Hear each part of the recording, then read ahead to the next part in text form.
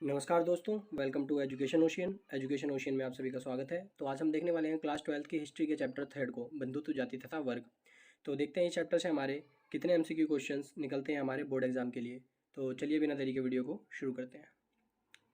तो इस चैप्टर का पहला क्वेश्चन हमसे पूछ रहा है कि वीएस सुधांकर कौन थे। ऑप्शन ए संस्कृत के विद्वान, ऑप्शन बी तमिल के विद्वान, ऑप्शन सी कन्नड़ के विद्वान और ऑप्शन डी इनमें से कोई नहीं। तो हम सभी जानते ही हैं कि वीएस सुधांकर ये वही व्यक्ति हैं जिन्होंने 1919 में महाभारत का सलोचनात्मक संस्करण तैयार करने का जिम्मा उठाया था, जिसको इन्होंने 47 वर्षों में कंप्लीट किया था। तो बच्चों ये यही पूछ रहे हैं कि वीएस सुधांकर हैं कौन। तो वीएस सुधांकर बच्चों एक संस्कृत के विद्वान थे। तो ए ऑप्शन यहाँ पे हमारा राइट आंसर हो जाएगा। प्रश्न दूसरा हमसे पूछ रहा है कि महाभारत के सलोचनात्मक संस्करण को तैयार करने में कितने वर्ष लगे। तो मैंने अभी आपको बताया कि बच्चों 47 वर्ष लगे थे, वीएस सुधांकर ने इसको तैयार किया था।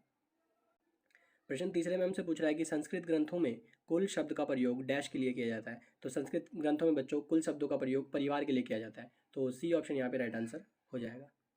प्रश्न चौथे में हमसे पूछ रहा है कि पिता से पुत्र फिर पौत्र परपौत्र को संपत्ति किस व्यवस्था के तहत मिलती है। यानी कि आप सभी जानते हैं कि परदादा से दादा को बच्चों और दादा से पिता को और पिता के बाद बेटे को, ये संपत्ति की जो व्यवस्था होती है ये किस व्यवस्था के तहत ये संपत्ति चलती है। तो बच्चों हम सभी जानते हैं कि ऐसा सिर्फ पितृवंशिकता में होता है, यानी पिता की सारी संपत्ति उसके बेटे को दे दी जाती है, फिर उसके बाद उसके बेटे को, फिर उसके बेटे को। तो सी ऑप्शन यहाँ पे राइट आंसर हो जाएगा।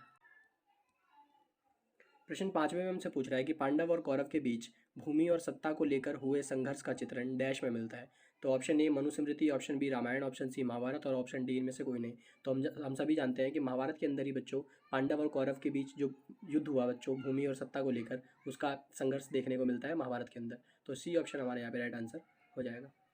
प्रश्न छठे में हमसे पूछा है कि कौरव और पांडव दोनों किस वंश से थे। तो पांडव और कौरव दोनों ही बच्चों किस वंश से थे, कुरु वंश से संबंधित थे। तो ये ऑप्शन यहाँ पे हमारा राइट आंसर हो जाएगा। प्रश्न सातवें में हमसे पूछा गया है कि गोत्र से बाहर विवाह करने की प्रथा क्या कहलाती है। तो हम सभी जानते हैं कि इस चैप्टर में हमें ब्राह्मणीय ग्रंथों के अनुसार 8 प्रकार के विवाह हमें देखने को मिलते हैं, जिनमें से 4 विवाह को अच्छा माना जाता है और 4 विवाह को बेकार माना जाता है। तो उन्हीं में से एक अच्छे विवाह में बच्चों बहिर्विवाह पद्धति आती है, जिसको हम कहते हैं कि अपने गोत्र से बाहर विवाह करने की पद्धति को हम बहिर्विवाह पद्धति कहते हैं। तो ये ऑप्शन यहाँ पे हमारा राइट आंसर हो जाएगा। प्रश्न आठवें में हमसे पूछा गया कि गोत्र के अंदर विवाह करने की प्रथा को क्या कहते हैं। जैसे हमने अभी पढ़ा कि गोत्र के बाहर विवाह करने की पद्धति को हम बहिर्विवाह पद्धति कहते हैं, वैसे ही गोत्र के अंदर विवाह करने की पद्धति को हम अंतः विवाह पद्धति कहते हैं। देखो बच्चों नाम से ही क्लियर हो रहा है, अंतः मतलब गोत्र के अंदर, बहिर मतलब गोत्र के बाहर। तो बी ऑप्शन यहाँ पे हमारा राइट आंसर हो जाएगा, अंतर्विवाह पद्धति। प्रश्न 9वें में हमसे पूछा है कि जय संहिता किसका पुराना नाम है। ऑप्शन ए मनुस्मृति का, ऑप्शन बी रामायण का, ऑप्शन सी महाभारत का और ऑप्शन डी इनमें से कोई नहीं। तो जल्दी से मुझे कमेंट करके बताओ बच्चों कि जय संहिता इनमें से किस ग्रंथ का पुराना नाम है। प्रश्न 10वें में हमसे पूछा गया है कि धर्मसूत्र और धर्मशास्त्र कितने प्रकार के विवाह को स्वीकृति देते हैं। तो अभी मैंने बताया आपको ऊपर बच्चों की 8 प्रकार के विवाह को स्वीकृति देते हैं, जिनमें से 4 अच्छे होते हैं और 4 बुरे माने जाते हैं। प्रश्न 11वें में हमसे पूछ रहा है कि धर्मसूत्र और धर्मशास्त्र के अनुसार कितने प्रकार के विवाह को सही माना जाता है। तो अभी मैंने ऊपर बता दिया कि 4 प्रकार के विवाह को सही माना जाता है। तो बी ऑप्शन हमारा राइट आंसर हो जाएगा। प्रश्न 12वें में हमसे पूछ रहा है कि मनुस्मृति का संकलन कब किया गया। तो मनुस्मृति को कब तैयार किया गया था बच्चों, तो 200 से 200 एडी में, यानी कि 200 ईसा पूर्व से लेकर 200 एडी के बीच में, यानी 200 ईस्वी के बीच में। तो ए ऑप्शन यहाँ पे हमारा राइट आंसर हो जाएगा, 200 ईसा पूर्व से लेकर 200 ईस्वी तक। प्रश्न 13वें में हमसे पूछ रहा है कि प्रत्येक गोत्र एक डैश के नाम पर होता था। ऑप्शन ए वैदिक ऋषि, ऑप्शन बी ब्राह्मण समुदाय, ऑप्शन सी धर्मगुरु और ऑप्शन डी उपयुक्त सभी। तो हर गोत्र बच्चों एक वैदिक ऋषि के नाम पर होता है। तो ए ऑप्शन हमारे यहाँ पे राइट आंसर हो जाएगा। प्रश्न 14वें में पूछ रहा है कि सातवाहन शासक डैश भारत पर शासन करते थे। तो ऑप्शन हमें दिए गए हैं उत्तर भारत पर, दक्षिण भारत पर, दक्षिण पश्चिम भारत पर और इनमें से कोई नहीं। तो सातवाहन शासक बच्चों कहाँ से संबंधित थे, तो दक्षिण भारत से संबंधित थे। तो बी ऑप्शन हमारे यहाँ पे राइट आंसर हो जाएगा। प्रश्न 15 में हमसे पूछ रहा है कि डैश राजाओं को उनके मातृ नाम से चिन्हित किया जाता था। तो ऑप्शन है Kushan, option B Shaka, option C Satavahana, option D इनमें से कोई नहीं। तो सातवाहन ही बच्चों एक ऐसे शासक थे जिनको उनके मातृ नाम से चिन्हित किया जाता था, यानी माता की वैल्यू ज़्यादा थी सातवाहन शासकों में, तो इसलिए उनको मातृ नाम से चिन्हित किया जाता था। जैसे एक नाम भी दिया है एनसीईआरटी में, गौतम पुत्र सातकर्णी, जिसके अंदर गौतमी उनकी माता का नाम है। तो सी ऑप्शन हमारा राइट आंसर हो जाएगा, सातवाहन। प्रश्न 16वें में हमसे पूछ रहा है कि चारों वर्णों के लिए आदर्श जीविका का उल्लेख डैश में किया गया है, यानी चारों वर्णों के लिए किस प्रकार की जीविका होनी चाहिए, इसका उल्लेख किस में किया गया है, ये क्वेश्चन हमसे पूछ रहा है। ऑप्शन ए धर्मसूत्र में, ऑप्शन बी धर्मशास्त्र में और ऑप्शन सी धर्मसूत्र और धर्मशास्त्र दोनों। तो बच्चों धर्मसूत्र और धर्मशास्त्र दोनों के अंदर ही हमें चारों वर्णों के आदर्श जीविका यानी कि उनको किन प्रकार से अपने जीवन को जीना है उनका उल्लेख मिलता है। तो सी ऑप्शन हमारा राइट आंसर हो जाएगा। प्रश्न 17 में मिलान करना है बच्चों। तो हम 4 वर्ण व्यवस्था जानते हैं ना, जिसके अंदर सबसे ऊपर आती है ब्राह्मण, उसके बाद क्षत्रिय, फिर वैश्य, फिर शूद्र। तो बच्चों ये मिलान करने के लिए कह रहा है इनके कार्यों के अकॉर्डिंग इनका मिलान करना है। तो सबसे पहले हम देख लेते हैं कि ब्राह्मण क्या कार्य करते हैं। तो बच्चों यज्ञ करना, वेदों की शिक्षा ग्रहण करना किसका कार्य होता है? ब्राह्मण का कार्य होता है। तो हमारा ए सी से जुड़ जाएगा। क्षत्रिय क्या करते हैं बच्चों? तो न्याय करना और लोगों को सुरक्षा देना, तो क्षत्रिय डी से जुड़ जाएंगे। वैश्य क्या करते हैं बच्चों? तो कृषि संबंधित कार्य करते हैं यानी कृषि या व्यापार करते हैं। और शूद्र क्या करते हैं बच्चों? तो तीनों वर्णों की सेवा करते हैं। तो ये कुछ इस प्रकार से हमारा मिलान हो जाएगा। प्रश्न 18वें में हमसे पूछ रहा है कि चांडालों के कर्तव्य की सूची डैश में मिलती है, यानी चांडालों के कर्तव्य हमें किस सूची में प्राप्त होते हैं? ऑप्शन ए वेदों में, ऑप्शन बी मनुस्मृति में, ऑप्शन सी उपनिषद में और ऑप्शन डी इनमें से कोई नहीं। तो बच्चों हमें मनुस्मृति के अंदर चांडालों के कर्तव्य देखने को मिलते हैं। तो बी ऑप्शन हमारे यहाँ पे राइट आंसर हो जाएगा। प्रश्न 19वें में हमसे पूछा गया है कि चांडालों के बारे में कौन सा कथन सत्य नहीं है? ऑप्शन ए गांव से बाहर रहना, तो बिल्कुल चांडाल गांव से बाहर रहते थे। ऑप्शन बी फेंके हुए बर्तन का इस्तेमाल करना, तो ऑप्शन बी बिल्कुल सही है, वो फेंके हुए बर्तन का इस्तेमाल करते थे। ऑप्शन सी लोहे के आभूषण पहनना, तो बिल्कुल सही है कि लोहे के आभूषण पहना करते थे वो। और ऑप्शन डी है यज्ञ में भाग लेना। तो बच्चों ये चांडालों का कार्य नहीं, यानी चांडालों को यज्ञ में भाग लेने की अनुमति नहीं थी। तो डी ऑप्शन हमारा राइट आंसर हो जाएगा, क्योंकि यही ऑप्शन गलत है। तो क्वेश्चन में यही पूछा था कि कौन सा कथन सत्य नहीं है, तो डी ऑप्शन सत्य नहीं है। प्रश्न 20वें में हमसे पूछा गया है कि आख्यान में डैश होता है। ऑप्शन ए उपदेश या शिक्षा होती है, ऑप्शन बी सामाजिक आचार विचार होते हैं, ऑप्शन सी कहानियों का संग्रह और ऑप्शन डी इनमें से कोई नहीं। तो बच्चों आख्यान के अंदर हमें कई सारी कहानियों का संग्रह देखने को मिलता है। तो सी ऑप्शन हमारा राइट आंसर हो जाएगा। प्रश्न 21वें में हमसे पूछ रहा है कि महाभारत के मूल कथा के रचयिता कौन थे? Option A Bhat Sarathi, option B Suta, option C व्यास जी और ऑप्शन डी ए और बी दोनों। तो बच्चों भाट सारथी हमारे यहाँ पे राइट आंसर हो जाएगा, क्योंकि महाभारत के मूल कथा के रचयिता हम किनको मानते हैं? भाट सारथी को। लेकिन यहाँ पे ऑप्शंस में बच्चों एक दिक्कत और है कि यहाँ पे सूत ऑप्शन भी दे रखा है, यानी कि भाट सारथी को हम दूसरे नाम सूत के नाम से भी जानते थे। तो ऑप्शन हमारे दोनों सही हैं, तो इसका मतलब डी ए और बी दोनों, यानी डी ऑप्शन हमारे यहाँ पे राइट आंसर हो जाएगा, क्योंकि भाट सारथी को हम किस नाम से जानते हैं? सूत के नाम से जानते हैं। तो डी ऑप्शन हमारे यहाँ पे राइट आंसर हो जाएगा।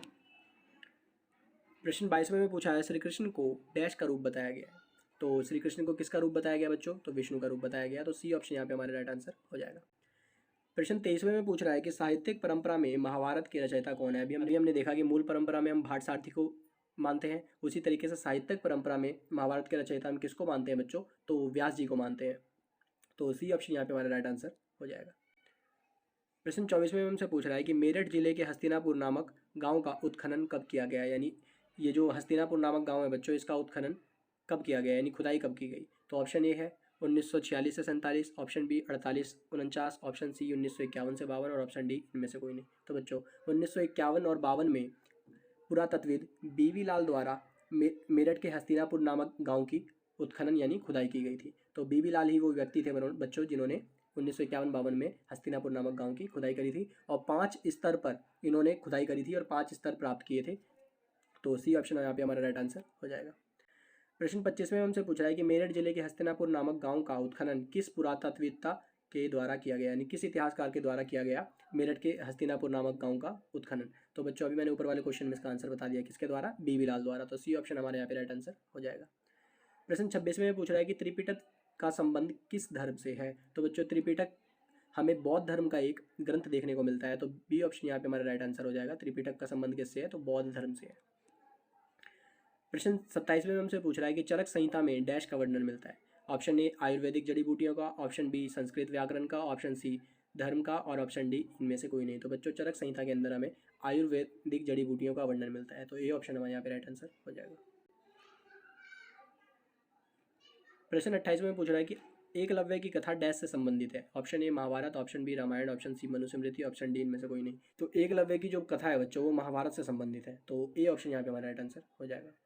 प्रश्न 29 में पूछा है कि वणिक शब्द का प्रयोग किसके लिए हुआ है? तो ऑप्शन ए कारीगर, ऑप्शन बी किसानों, ऑप्शन बी व्यापारियों और ऑप्शन डी अधिकारियों। तो वणिक शब्द का प्रयोग बच्चों व्यापारियों के लिए किया जाता था। तो सी ऑप्शन यहाँ पे हमारा राइट आंसर हो जाएगा। प्रश्न 30 में पूछा है कि बीवी लाल को हस्तिनापुर में आबादी के कितने स्तर के साक्ष्य मिले थे? तो बच्चों आबादी के 5 स्तर के साक्ष्य मिले थे, मैंने ऊपर वाले क्वेश्चन में आपको बता दिया था। तो सी ऑप्शन यहाँ पे राइट आंसर हो जाएगा। प्रश्न 31वें में हमसे पूछा गया है कि महाभारत का युद्ध डैश हुआ था, यानी कहाँ पे हुआ था महाभारत का युद्ध बच्चों, ये पूछ रहा है। ऑप्शन ए पानीपत में, ऑप्शन बी कुरुक्षेत्र में, ऑप्शन सी हस्तिनापुर में और ऑप्शन डी इनमें से कोई नहीं। तो बच्चों कुरुक्षेत्र की भूमि पर ही महाभारत का युद्ध हुआ था, तो बी ऑप्शन यहाँ पे हमारा राइट आंसर हो जाएगा।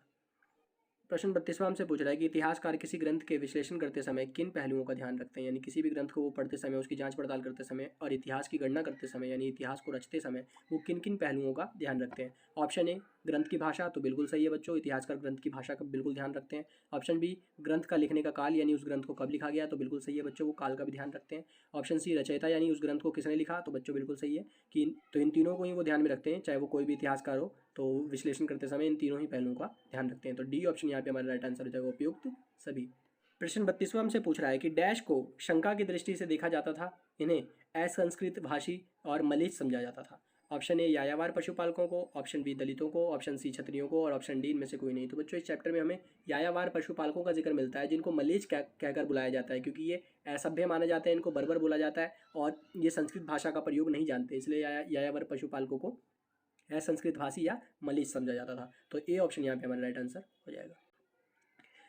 प्रश्न 34वें में से पूछ रहा है जाति डैश पर आधारित थी, तो बच्चों जाति किस पर आधारित थी, तो जन्म पर आधारित थी, यानी जो जिस जाति में पैदा होता था वो उसी जाति के कार्य उसे अपनाने पड़ते थे। तो ये ऑप्शन यहाँ पे हमारा राइट आंसर हो जाएगा।